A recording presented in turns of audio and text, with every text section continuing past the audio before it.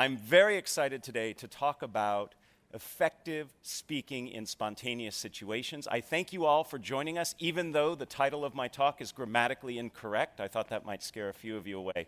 But I learned teaching here at the business school, catching people's attention is hard, so something as simple as that I thought might draw a few of you here. So this is going to be a highly interactive and participative workshop today. If you don't feel comfortable participating, that's completely fine, but do know I'm going to ask you to talk to people next to you. There'll be opportunities to stand up and practice some things, because I believe the way we become effective communicators is by actually communicating. So let's get started right away. I'd like to ask you all to read this sentence, and as you read this sentence, what's most important to me is that you count the number of F's that you find in this sentence. Please count the number of F's. Keep it quiet to yourself.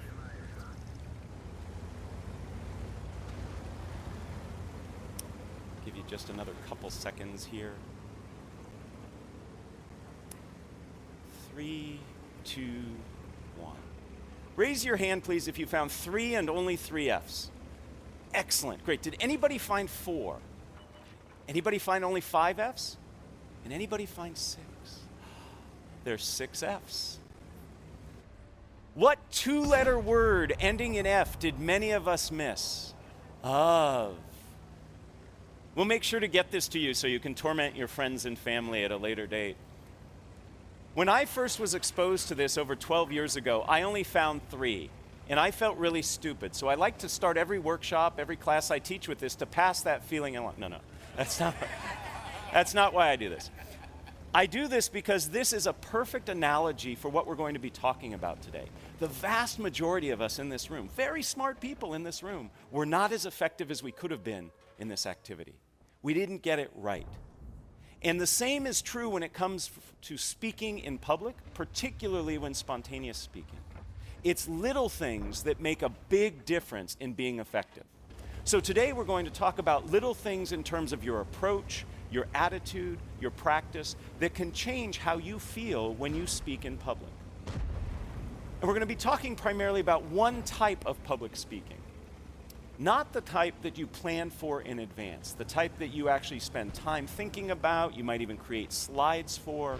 These are the keynotes, the conference presentation, the formal toasts. That's not what we're talking about today. We're talking about spontaneous speaking. When you're in a situation that you're asked to speak off the cuff and in the moment. What we're going through today is actually the result of a workshop I created here for the business school.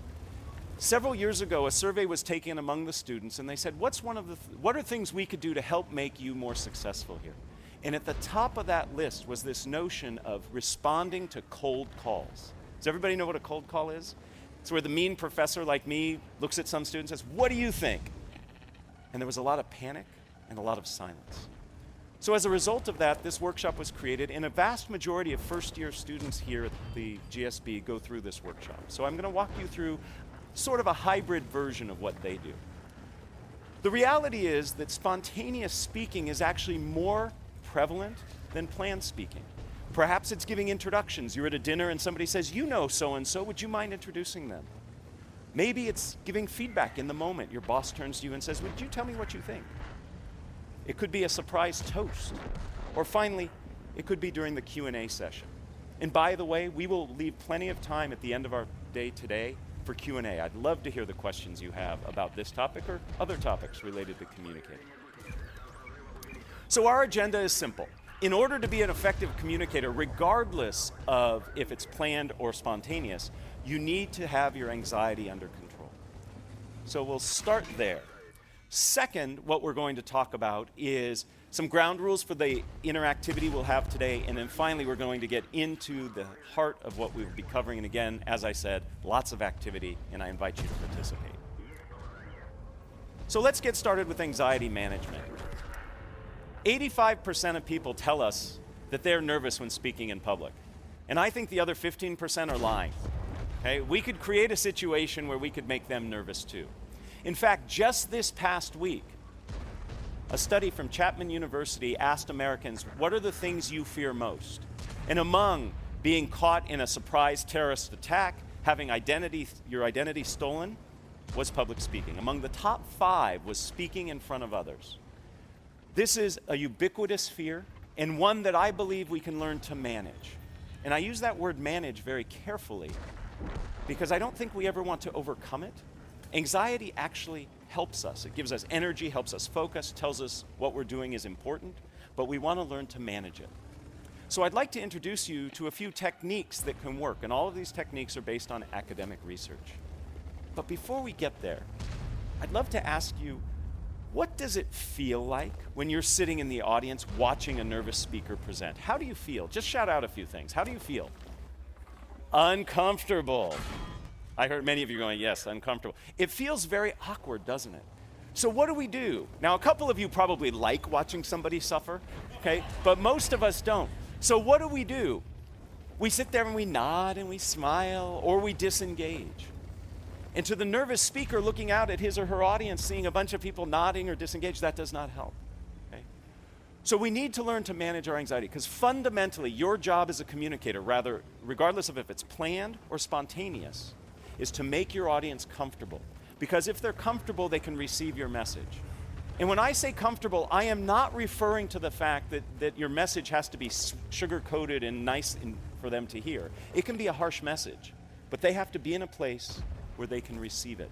So it's incumbent on you as a communicator to help your audience feel comfortable. And we do that by managing our anxiety. So let me introduce you to a few techniques that I think you can use right away to help you feel more comfortable. The first has to do with when you begin to feel those anxiety symptoms. For most people, this happens in the initial minutes prior to speaking.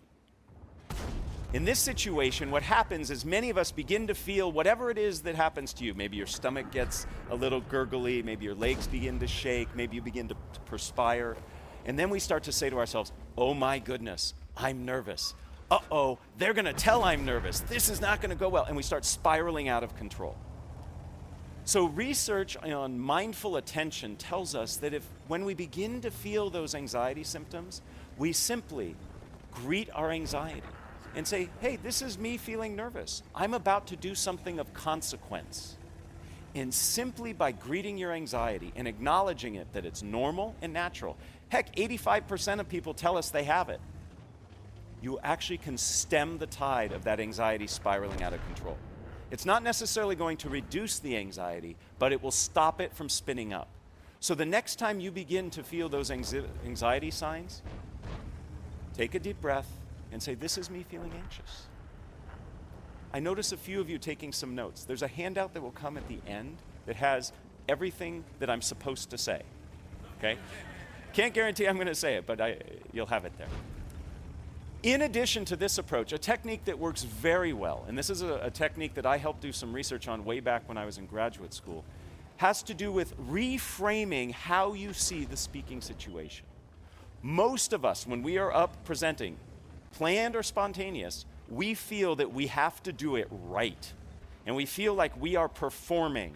How many of you have ever acted, done singing or dancing? I'm not going to ask for performances. No. Okay. Many of you have. We should note that we could do next year maybe a talent show of alums. It looks like we got the talent there. That's great. So when you perform, you know that there's a right way and a wrong way to do it. If you don't hit the right note or your right line at the right time, at the right place, you've made a mistake. It messes up the audience. It messes up the people on stage. But when you present, there is no right way. There's certainly better and worse ways, but there is no one right way. So we need to look at presenting as something other than performance. And what I'd like to suggest is what we need to see this as is a conversation. Right now, I'm having a conversation with 100+ people rather than saying I'm performing for you. But it's not enough just to say, this is a conversation. I want to give you some concrete things you can do. First, start with questions.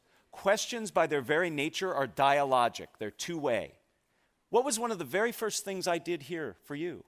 I had you count the number of F's and raise your hands. I asked you a question. That gets your audience involved. It makes it feel to me as the presenter as if we are in conversation. So use questions. They can be rhetorical, they can be polling. Perhaps I actually want to hear information from you. In fact, I use questions when I create an outline for my presentations. Rather than writing bullet points, I list questions that I'm going to answer. And that puts me in that conversational mode. If you were to look at my notes for today's talk, you'll see it's just a series of questions. Right now I'm answering the question, how do we manage our anxiety? Beyond questions, another very useful technique for making us conversational is to use conversational language. Many nervous speakers distance themselves physically. If you've ever seen a nervous speaker present, he or she will say something like this: "Welcome, I am really excited to be here with you."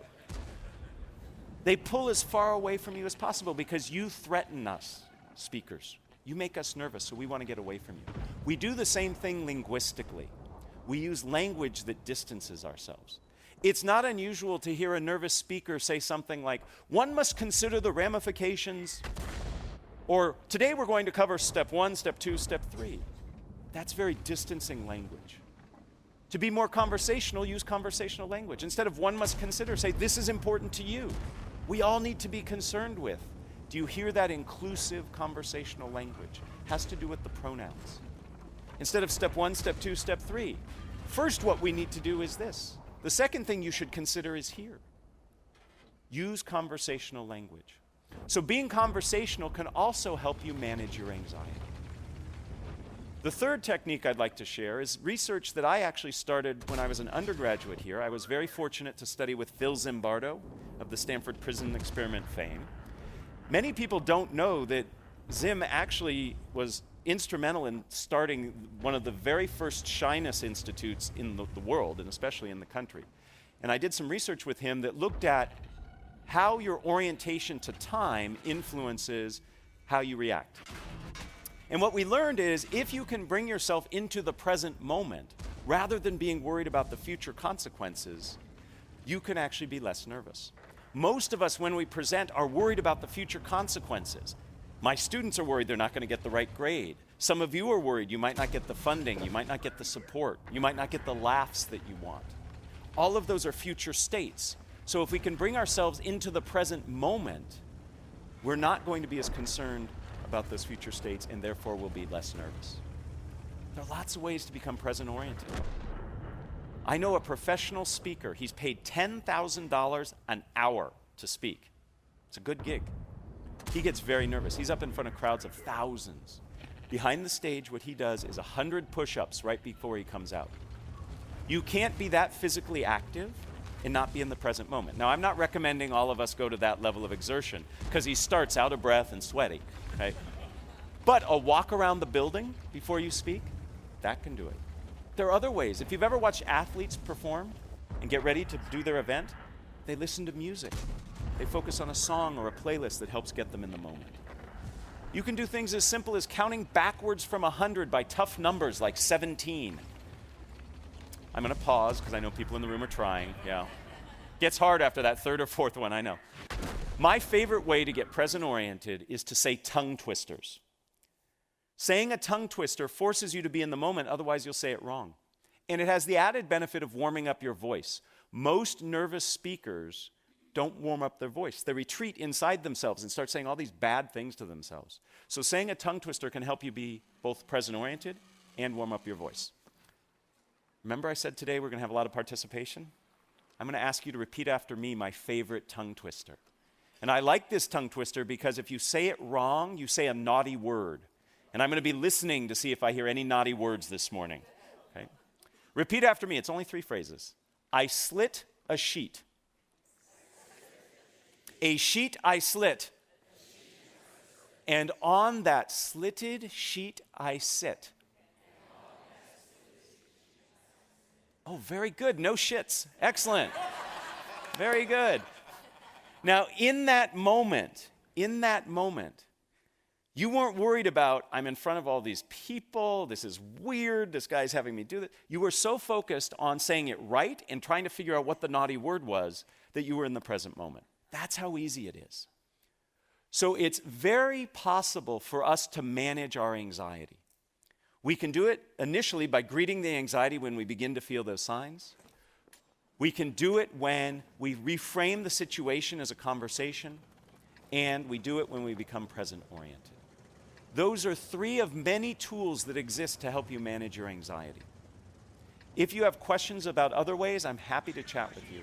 And at the end, I'm going to point you to some resources that you can refer to help you find additional sources for you. So let's get started on the core part of what we're doing today, which is how to feel more comfortable speaking in spontaneous situations. Some very simple ground rules for you. First, I'm going to identify 4 steps that I believe are critical to becoming effective at speaking in a spontaneous situation. With each of those steps, I'm going to ask you to participate in an activity. None of them are more painful than saying the tongue twister out loud. They may require you to stand up, they might require you to talk to the person next to you, but none of them are painful. And then finally, I'm going to conclude with a phrase or saying that comes from the wonderful world of improvisation.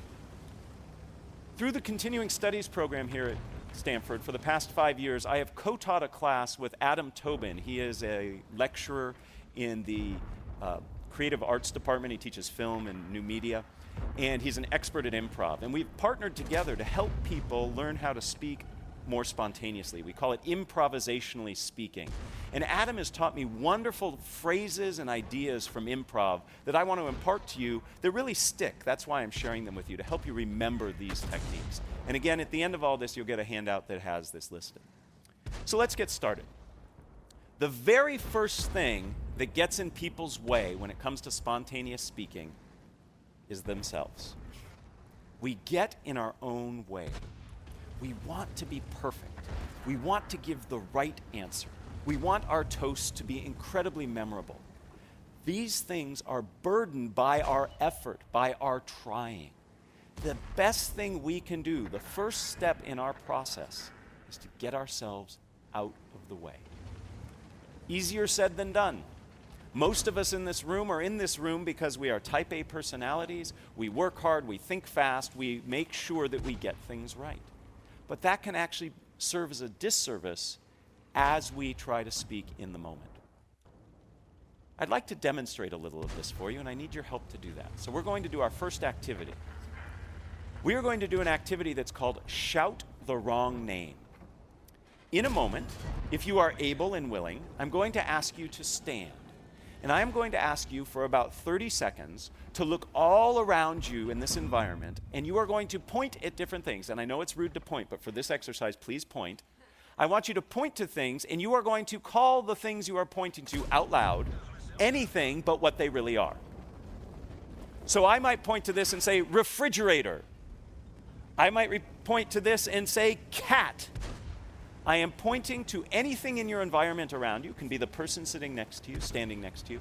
You will just shout, and shouting is important, the wrong name. So in a moment, I'm going to ask you to stand and do that. Please raise your hand if you already have the first 5 or 6 things you're going to call out. Yeah, that's what I'm talking about. We stockpile. You all are excellent game players. I told you the game. Shout the wrong name. And you have already begun figuring out how you're going to master the game. That's your brain trying to help you get it right. I'd like to suggest the only way you can get this activity wrong is by doing what you've just done. There is no way to get this wrong. Okay? Even if I call this a chair, no penalty will be bestowed upon you. Okay? Because I won't know what you were pointing at. You could have been pointing at the floor under the chair, and you called the floor the chair, and you were fine. The point is, we are planning and working to get it right, and there is no way to get it right. Just doing it gets it right. Okay, so let's try this now. We're going to play this game twice. Again, it's for 30 seconds. If you are willing and able, will you please stand up? You can do this seated, by the way, but if you're willing and able, let's stand up. Okay, in a moment, I am about to say go, and I would like for you to point at anything around here, including me. It's okay to point at me. I hope it's not a bad thing you say when you point at me, but point at different things and loudly and proudly call them different than what they are. Ready? Begin. Porcupine, California, salt shaker, car, library, tennis racket, purple, Orange. Putrid.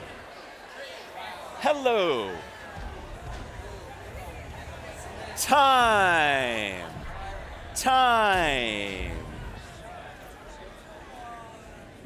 You can stay standing because in a mere moments we're going to do it again. So if you're comfortable standing, we're about to do it again. First, thank you. That was wonderful. I heard great words being called out. It was fun. And some of you in the back were doing it in sync, so it looked like you were doing some 70s disco dance. It was awesome. Okay? This was great. Now, let me ask you just a few questions. Did you notice anything about the words that you were saying? Did we find patterns, perhaps? Maybe some of you were going through fruits and vegetables. A few of you were going through things that started with the letter A, right? That's your brain saying, okay, you told me not to stockpile, so I'm going to try to be a little more devious, and I'm going to give you patterns, okay? Same problem. When we teach that class I told you about, that improvisationally speaking class, we like to say, your brain is there to help you. These things it's doing have helped you be successful, but like a windshield wiper, we just want to wipe those suggestions away and see what happens. Okay? So we're going to do this activity again.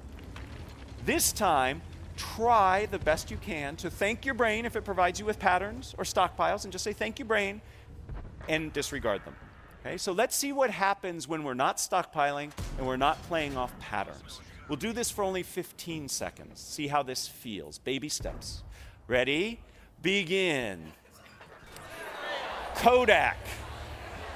Bicycle chain. Skateboard. Bananas. Purple. Putrid.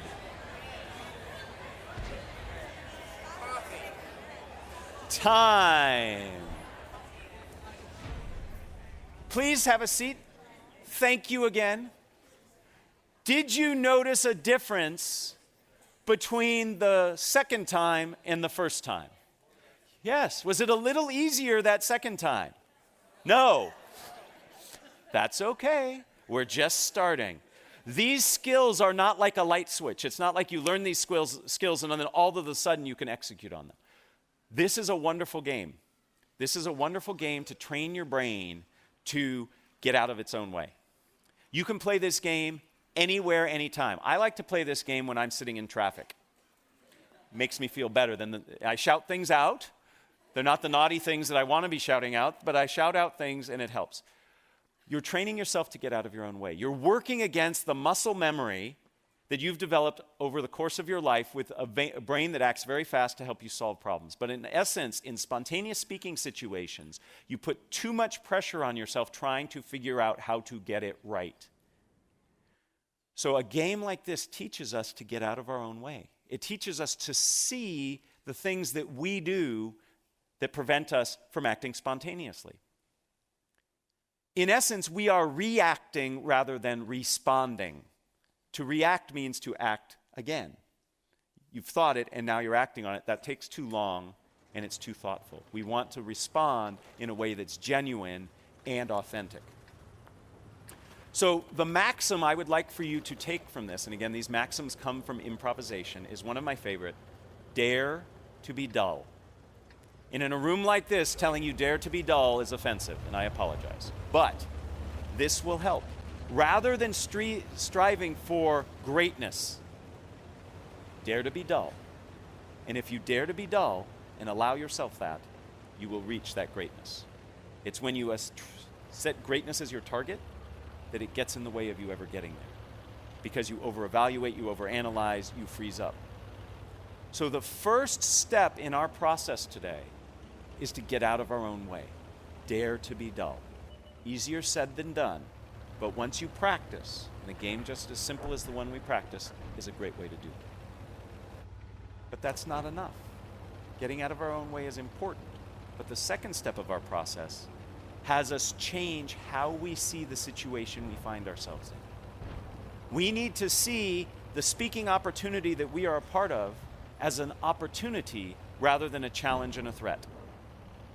When I coach executives on Q&A skills, when they go in front of the media or whatever, investors, they see it as an adversarial experience.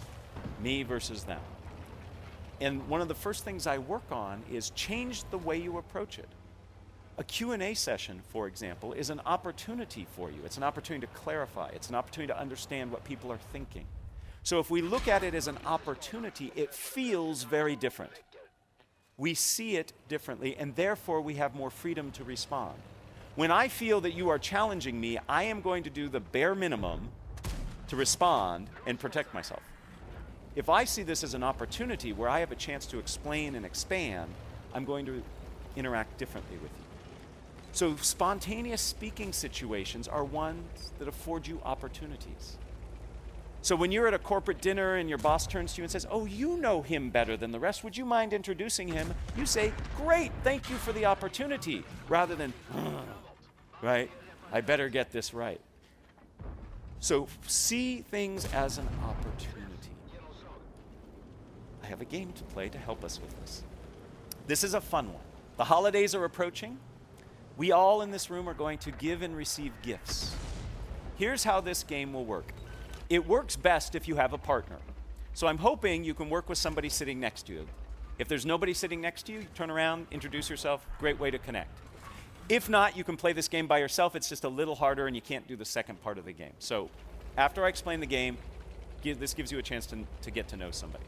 Here's how it works. If you have a partner, you and your partner are going to exchange imaginary gifts. Okay?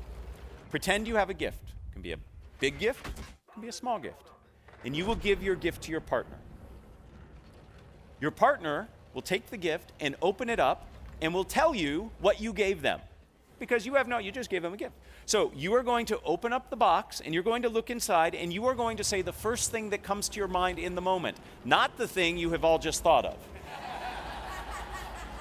Or the thing after that. Remember what we talked about before? That still plays. That's still in play. Okay, you're stockpiling. Look in there.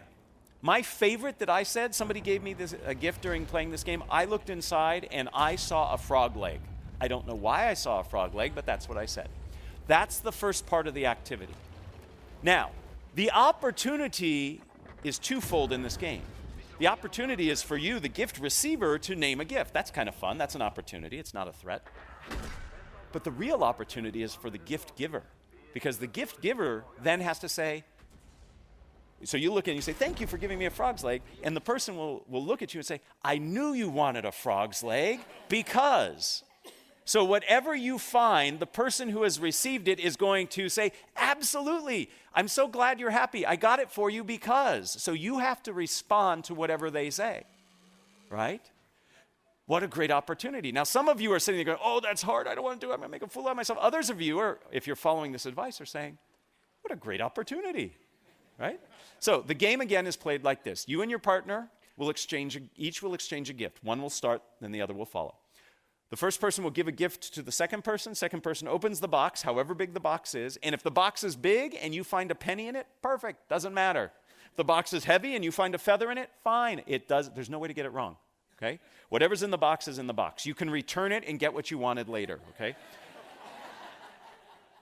The person, then, you will name it. You will say, thank you for the whatever you saw in the box.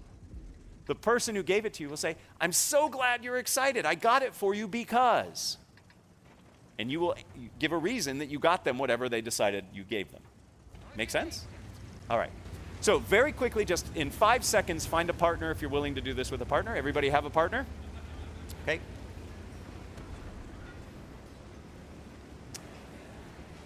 All right. In your partnerships, pick an A person and a B person. You may stand or sit. It's totally up to you. Pick an A and pick a B. Okay? B goes first. Ha, ha, ha. All right. B, give A a gift. B, give A a gift. A, thank them. And then B will name and give the reason they gave it to him.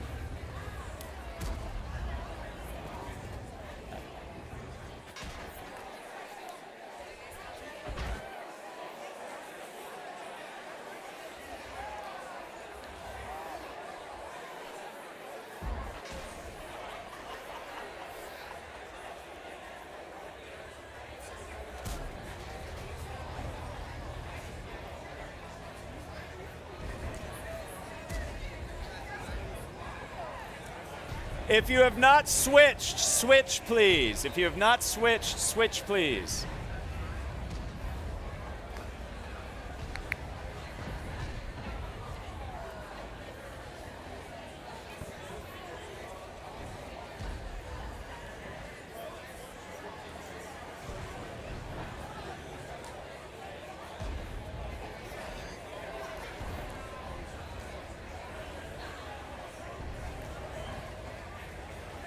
Let's wrap it up in 30 seconds, please. Let's wrap it up.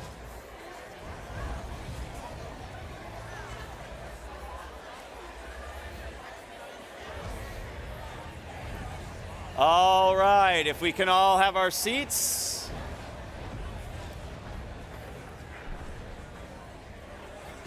If we can all take our seats, please. I know I'm telling a room of many MBA alums to stop talking, and that's hard.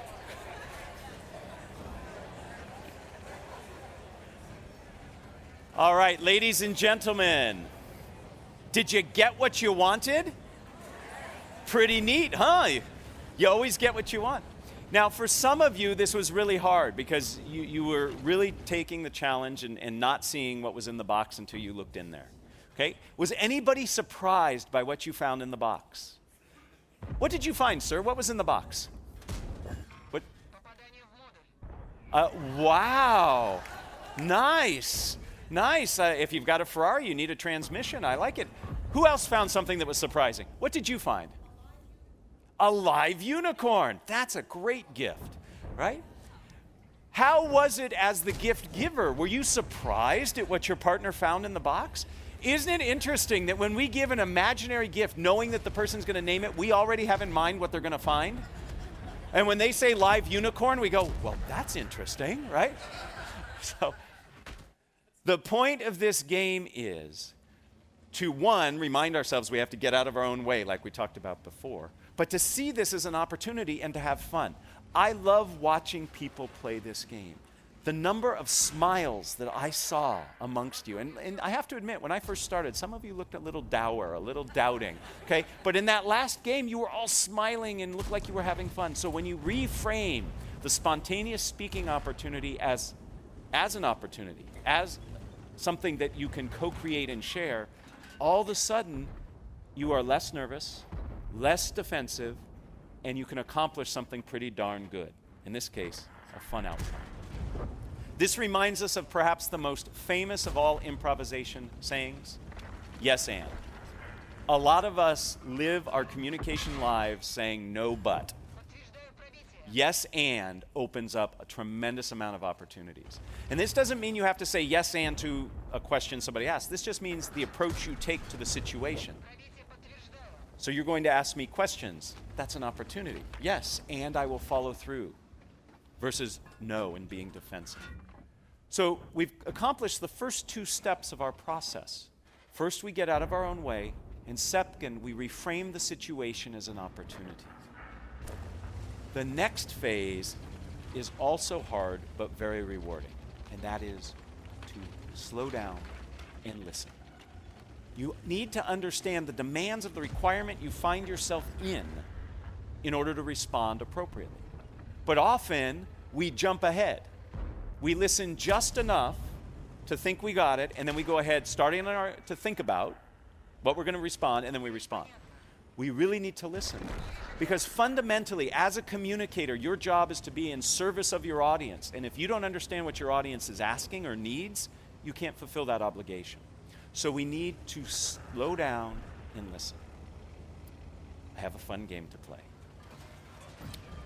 In this game, you are going to SPLLEVERYTHINGYOUSAY. TOYOURPARTNER. I will translate. You're going to get with the same partner you just worked with, and you are going to have a very brief conversation about something fun that you plan to do today. I know this is the most fun you're going to have all day, but the next fun thing you're going to do today, you are going to tell your partner what you are going to do that will be fun today, but you are going to do so by spellingit. Okay? So you're going to spell it.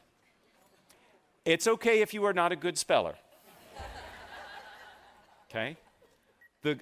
You'll see the benefit of doing this. So, with the partner you just worked with, person A is going to go first this time. You are simply going to tell your partner, actually you're going to spell to your partner what it is of fun, something of fun, that you're going to do today. Okay? Do what you were really going to do for fun and not do things like FEEDTHECAT, right? Just because you don't want to spell, right? So, you can use big words. All right, 30 seconds each. Spell to your partner something fun that you're going to do today.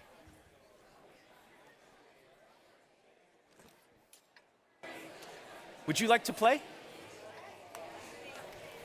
Go ahead. Gothegame. Oh my goodness, say it again. Spell it again. Yep. Yep. EXCEELLENT. IHOPETHATTHEYWIN.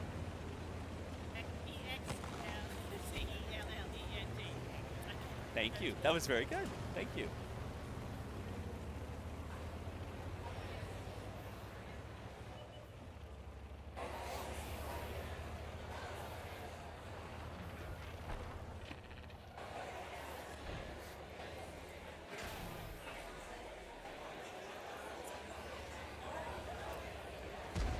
If you have not switched, switch. Take 30 more seconds with the new partner spelling.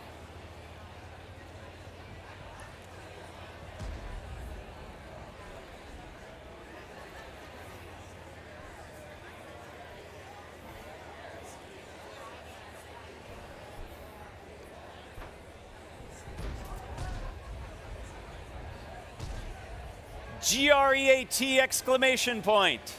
THANKYOU PLEASE TAKEYOURSEAT.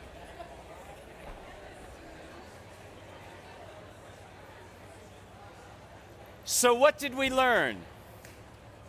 What did we learn besides that we're not so good at spelling? You have to pause between the words. How did this change your interaction with the person you were interacting with? What did you have to do? Focus and listen. And you can't be thinking ahead. You have to be in the moment. When you listen and truly understand what the person is trying to say, then you can respond in a better way, a more targeted response. We often don't listen. So we start by getting out of our own way.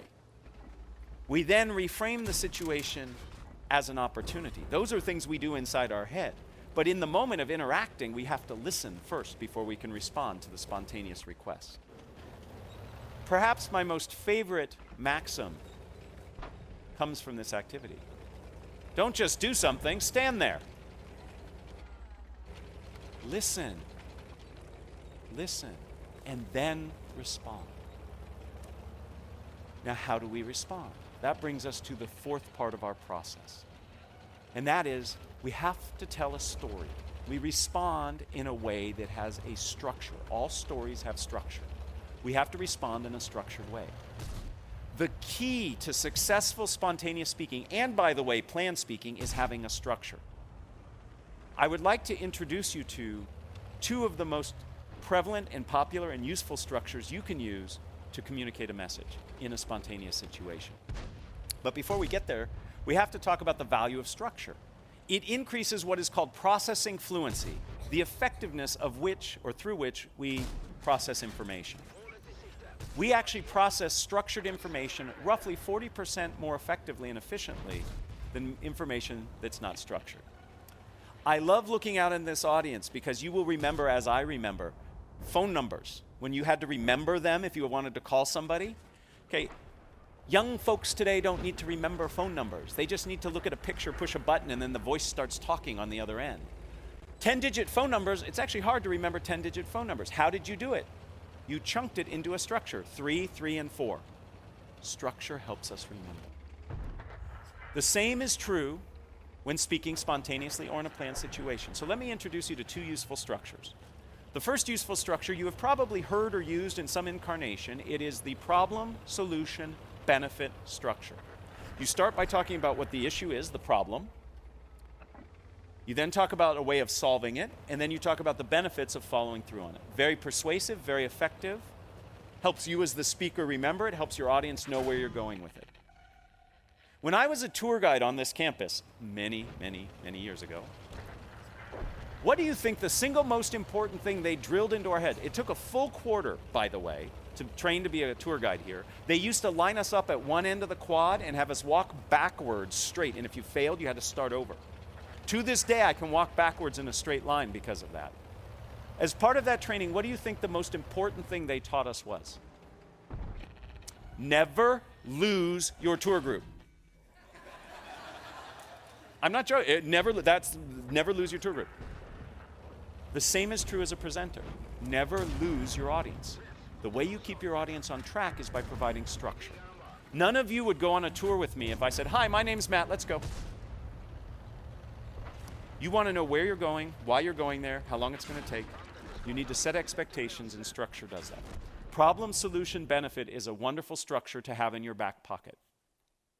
It's something that you can use quickly.